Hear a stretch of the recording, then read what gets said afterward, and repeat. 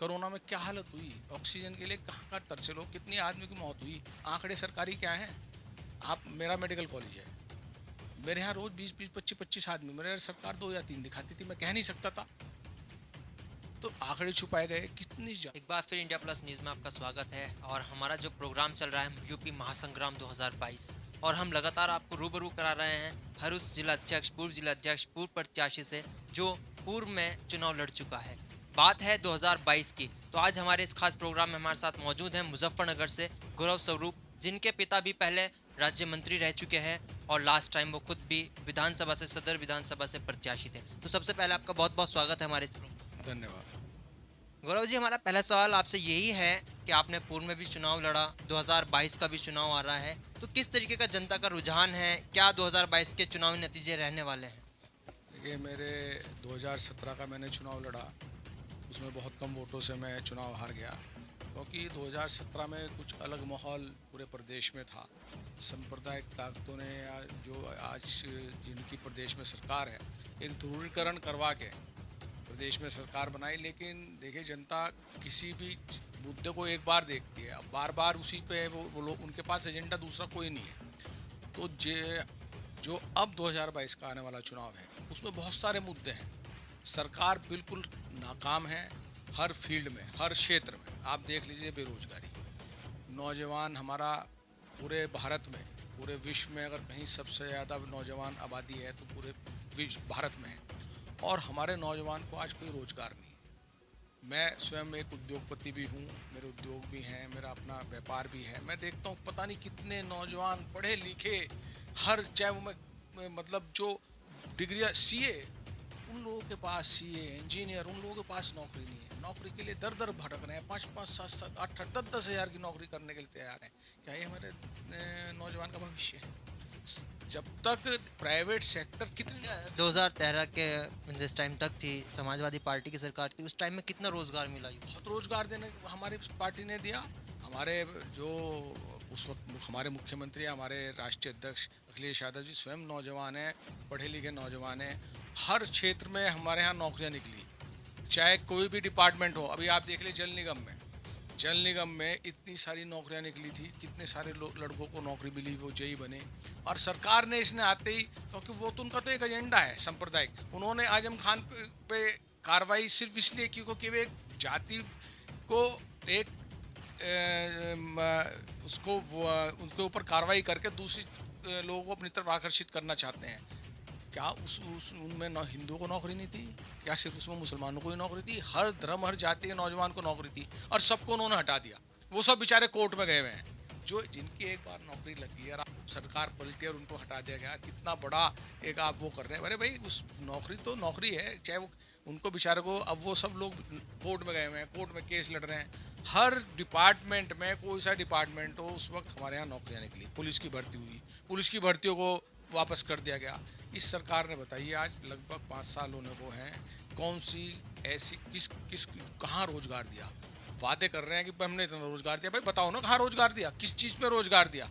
आप कह रहे हैं कि समाजवादी पार्टी सरकार थी, उस टाइम रोजगार मिला, उस टाइम डेवलपमेंट भी हुए, ये भी आप बोल रहे हैं, लेकिन अगर ऐसा कुछ था तो फिर जनता ने नकारा क्यों 2017 के चुनाव? मैंने बताया ना, एक सांप्रदायिक ध्रुवीकरण।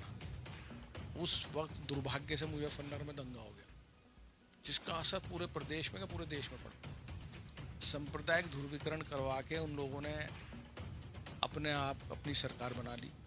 ठीक है, जनता एक बार उनके बहकावे में आ गई, लेकिन जनता को काम चाहिए, रोजगार चाहिए, व्यापार चाहिए।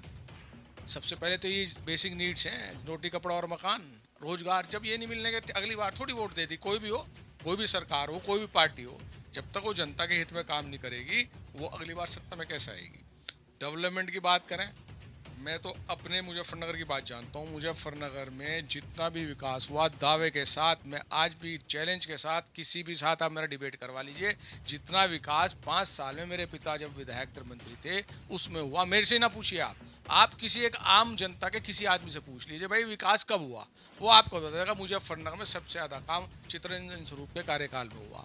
चाहे पुल बने हो, मंडी का पुल हो, चाहे गांधी कॉलोनी का पुल हो, चाहे सड़कें बनी हो, चाहे कोई सड़क तो मुजफ्फरनगर की रही नहीं, डिवाइडर बने हो, नाले इतने बने, सब मेरे पिता के द्वारा बने।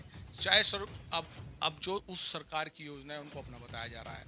नाले जितने आज भी शहर मुजफ्फरनगर विधानसभा में बन रहे हैं वो डीपीआर वही पास है जो मेरे पिता के द्वारा करी गई थी। आज भी उन्हीं पे काम चल रहा है, कोई नया काम नहीं हो रहा। अगर आज जो हमारे यहाँ से माननीय विधायक जी हैं, जो प्रदेश में मंत्री भी हैं, मैं उनका एक बयान पढ़ रहा था तो मेरे इस पर भी कुछ पत्रकार आए थे, उन्होंने 6 बातें कही। उन्होंने कहा मैंने 1150 करोड़ रुपए का मुजफ्फरनगर विधानसभा में विकास करवाया। कहाँ करवाया भाई? विकास तो दिखता है, इतनी बड़ी धनराशि तो सड़क दिखाई देगी। एक काम बताएं मुजफ्फरनगर में, कौन सा काम, क्या कौन सी प्रदेश सरकार से योजना लाए यहाँ पर जिसके अंतर्गत काम हुआ? देखिए, उन्हें 1.5 करोड़ रुपए की विधायक निधि मिलती है। विधायक निधि तो आदमी को खर्च करनी है, उससे छोटी मोटी 5-7 गली बनवा ली, विकास नहीं होता। विकास तो होता है जो आप प्रदेश सरकार से कोई एक योजना अपने शहर के लाए हों जिससे आपने उस शहर में विकास करवाया हो। नगर पालिका के जो भी काम हुए, उन्होंने कहा मैंने शहर का 100 करोड़ रुपए से सौंदर्यकरण करवाया। कहाँ करवाया भाई?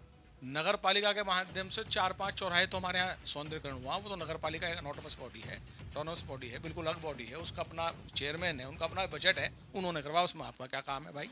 उन्होंने कहा मैंने पीना बाईपास ये सब बनवाए। बाईपास की भी तो आजकल RTI में 1 रुपये के उस पर डाल के RTI डालिए, वो भी योजना मेरे पिता के द्वारा थी, उसी वर्ग की स्वीकार थी। वो पीना बाईपास उस वक्त स्टार्ट नहीं हुआ, अब हो गया। योजना तो आदमी का विजन होना चाहिए कि वो अपने क्षेत्र में क्या काम करवाना चाहता है। बहुत सारी समस्या हमारे क्षेत्र ही है, जाम की इतनी बड़ी समस्या है, उस पर क्या करा। बहुत बच्चों को स्कूल में, लड़कियों का स्कूल में जाने के लिए मुझे पता है, मैं लगभग मुजफ्फरनगर के हर जो भी अच्छे स्कूल हैं उनके सबके कमेटी में हूँ। मुझे पता है किस तरह से एडमिशन के लिए बच्चे दर दर ठोकरे खाते हैं। क्या नया स्कूल बना? कोई नया लड़कियों के लिए स्कूल बना? कोई नया काम हुआ? कोई काम नहीं हुआ। अच्छा, लेकिन आप कह रहे हैं कि विकास नहीं हुआ, लेकिन फिर भी आज भी जनता का रुझान, हमारा जो महासंग्राम प्रोग्राम चल रहा है, गांव-गांव जगह जगह जाके सर्वे हो रहा है, बात हो रही है जनता से, जनता फिर भी कह रही है कि इस बार भी योगी और मोदी सर। मैं आपसे सुन रहा हूँ, ये तो मैं भी खुद जनता के बीच में जाता हूँ। हमारे पास काफ़ी काफ़ी न्यूज़ हैं जो हमारी चली हुई हैं, लेकिन हमने उनसे सवाल किया। हमारा सवाल था कि खाने का तेल 300 है, उन्होंने जब भी यही जवाब दिया कि खाने का तेल 350 हो जाए, हम सरकार को वोट दें। देखिए, हर पार्टी के कुछ अपने बेस वोटर होते हैं।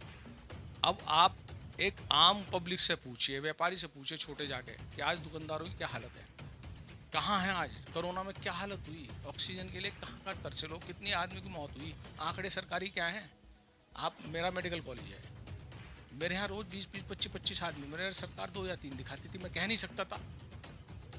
तो आंकड़े छुपाए गए, कितनी ज़्यादा मौत हुई, कितनी ज़्यादा डेथ हुई, कितनी ज़्यादा कैजुअलिटी हुई, ऑक्सीजन की मारा मारी, तो आपको पता है पूरे विश्व में तो टीवी। लेकिन सरकार बोल रही है, सरकार का बयान था केंद्रीय सरकार का कि ऑक्सीजन की कमी से कोई मौत ही नहीं हुई। ये कितना घटिया, कितना शर्मनाक, कितना बिल्कुल उन लोगों में क्या आत्मा नहीं है? वो इतना बड़ा झूठ बोल रहे हैं देश की संसद में, जो कि हमारे देश का मंदिर है, जहाँ पे सब लोग सच बोलना चाहिए कि ऑक्सीजन से कोई मौत ही नहीं हुई। किस तरह के झूठे लोग हैं। अरे भाई, इस तरह का सफ़ेद झूठ आप बोल रहे हैं, आपको शर्म नहीं आ रही है? आपको आगे भी ऊपर भी जवाब देना, आपको यहीं नहीं देना। इस तरह की बात करके जनता जवाब देगी। इसका आपकी बार 2022 में पता लग जाएगा। अभी बंगाल में देखा वहाँ क्या हुआ, अब यहाँ पे भी पता लग जाएगा।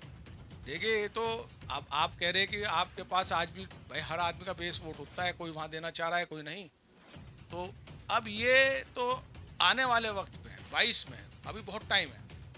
2022 में चुनाव में मैं अभी गाँव में, हमारी साइकिल यात्रा चल रही थी, गाँव में गए हम जाति हम धर्म के लोगों में गए। सब लोग परेशान हैं, सब लोग दुखी हैं, कोई काम नहीं है, रोजगार नहीं है। आप देखिए किसानों की क्या हालत है। आज देश का अन्नदाता लगभग 8 महीने से बॉर्डर पर बैठा। अरे भाई, ये तो संवाद से ही काम नहीं बढ़ते। बड़े बड़े मसले भी संवाद में, आपसी संवाद करके हल होते हैं। आप में इतना घमंड, इतना अहंकार कि आप बात ही नहीं कर रहे उनसे। अभी आपने आज़म खान जी को लेकर बात बोली। आज़म खान काफ़ी लोगों का ये सरकार से और अखिलेश यादव से भी काफ़ी लोग नाराज़ हैं कि आज़म खान को लेकर के आवाज़ नहीं उठाई गई। उठाई क्यों नहीं गई? हमारा आज की साइकिल में भी, साइकिल रैली जो निकली जनेश्वर मिश्र जी की, उसमें भी एजेंडा था कि आज़म खान साहब की रिहाई हो। वो तो, उनको तो सिर्फ एक जाति, एक धर्म के लोग आदमी पे कार्रवाई करके वे दूसरे धर्म के लोग ही वोट करना चाहते हैं, यही तो उनका एजेंडा है। उन्हें आप एक आदमी को कितना प्रताड़ित करोगे इस तरह से? उनके परिवार को, उनकी पत्नी को, उनके बच्चे को। अरे कुछ तो यार इंसानियत होनी चाहिए। सत्ता तो आनी जानी चीज़ है। आज मैं सत्ता में हूँ, आजकल कोई सत्ता में, हम लोगों के अपने संबंध तो ख़राब नहीं होने चाहिए। कभी कोई आता है, कभी कोई जाता है, लेकिन इस तरह से एक अपनी पर्सनल वो निकालना, ये मैं इसके बहुत खिलाफ़ हूँ। और आजम खान साहब बहुत अच्छे नेता हैं। उन्होंने कभी भी जाति धर्म का कोई वो नहीं करा, क्योंकि मेरे उनके पर्सनल ताल्लुकात रहे हैं मेरे पिता के, क्योंकि वो मेरे पिता के तो कैबिनेट मंत्री थे। मेरे भी उनके बहुत अच्छे संबंध और पर्सनल ताल्लुकात हैं। मुझे तो अपना ही पता है कि मैं 2-4 लोगों की, हिंदू भाइयों की नौकरी ले गया था। उन्होंने 1 सेकंड में कहा ठीक है, अगर इंटरव्यू और रिटर्न में पास होंगे तो इनकी नौकरी लग जाएगी। 2022 में आप कह रहे हैं कि 2022 में समाजवादी पार्टी आ रही है, लेकिन 2022 के चुनाव में यूपी के अंदर ओवैसी भी एंट्री कर रहे हैं। ओवैसी ने तो बंगाल में भी चुनाव लड़ा, क्या हुआ उसको? जनता जानेगी भाई। अब सब होशियार हैं, सब जानते हैं कि ये तो भाजपा की भी टीम है, ये तो वोट काटना ही है, तो फंडेड है, ये लोग तो फंडेड हैं। सरकार इतनी, भाजपा पे आज की पैसे की कमी तो है नहीं, इतना बड़ा फंड, इतना ज़्यादा पैसा तो शायद ही किसी पार्टी पे होगा। वो कहाँ से आ गया भाई? अगर आप में करप्शन नहीं, पैसा कहाँ से आ गया आप पे? आज आपने सारे, हमारी भी सरकार रही प्रदेश में 2-3 बार रही, हम तो पार्टी कार्यालय नहीं बना पाए। आज भी किराए उस पे है, किसी के उस पे है। इन्होंने सब पूरे उसमें पार्टी कार्यालय बना लिए। पर आपने दिल्ली में जो उनका मुख्यालय है, कम से कम 700-800 करोड़ रुपए खर्च किए, कहाँ से आ गया भाई? तो उन पे इतने पैसे हैं भैया, वो तो उसे फंड कर रहे हैं कि भाई जाके चुनाव लड़, वोट काट। वो तो फंडेड पार्टी है, वो बी टीम है भाजपा की। उसे इस बार आपकी पार्टी का क्या घोषणा पत्र रहेगा? किस तरीके की जनता के लिए क्या योजनाएं लेके आने वाली है जी सरकार? हमारा यही है, विकास करेंगे, नौजवानों को रोज़गार देंगे। अभी हमारे अध्यक्ष जी, राष्ट्रीय अध्यक्ष जी का 300 यूनिट फ्री देंगे, लगभग 10 लाख लोगों को रोज़गार देंगे प्रतिवर्ष। और अभी एक और घोषणा करी, मैं अभी पढ़ रहा था, हाँ 10 लाख लोगों को और 300 यूनिट हम फ्री देंगे। और बहुत सारी योजना विकास की हैं। और मेरा तो, क्योंकि मैं एक व्यापारी हूँ, उन्होंने हमारे से भी पूछा कि मैनिफेस्टो बन रहा है, आप व्यापारियों के बीच में जाइए और क्या उनके लिए व्यापार के संबंध में या उनके लिए क्या मैनिफेस्टो में रखें, वो चीज़ बताइए जिससे हम डाल सकें।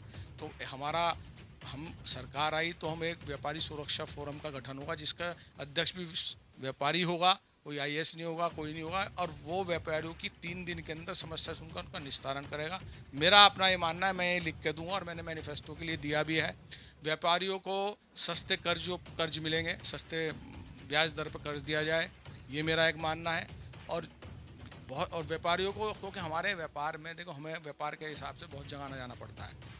हमारे यहाँ सुरक्षा की उससे हमें लाइसेंस नहीं दिए जाते।